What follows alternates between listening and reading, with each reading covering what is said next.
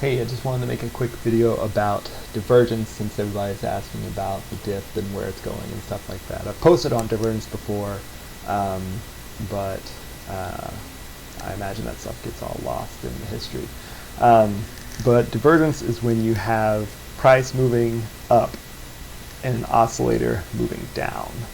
The ones that I use to measure divergence are 28-period momentum, MACD, just the signal line, the measurements are 9, 18, 3, 7-period CCI, 49-period DPO, and momentum MACD. Like, it's a custom one that I built that combines the two with EMAs, and it's nuts, but it works out all right.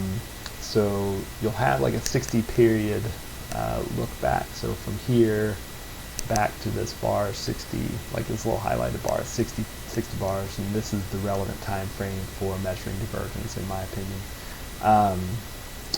I wrote the script so it puts a little dot every single time that there's a new high in price, but the oscillator isn't at a new high.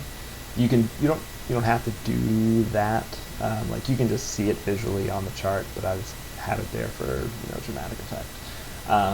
But the divergence that we're in right now on the 4-hour chart at BTC, this bar here at 4 a.m.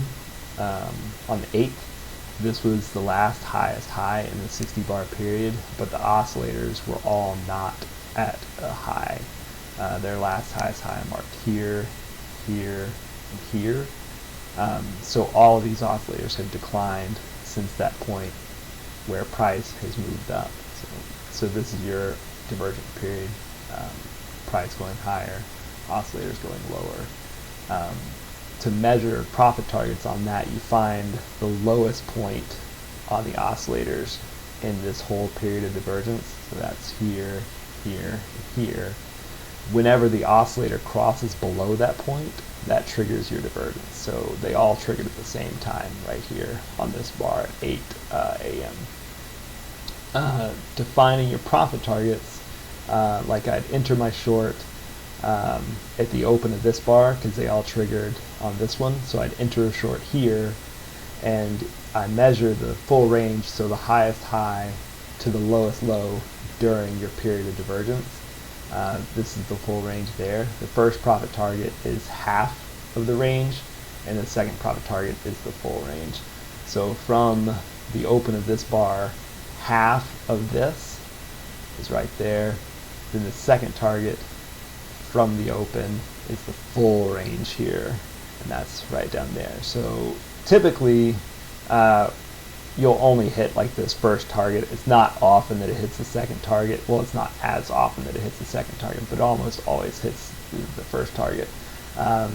Like prices, essentially price is getting pushed up.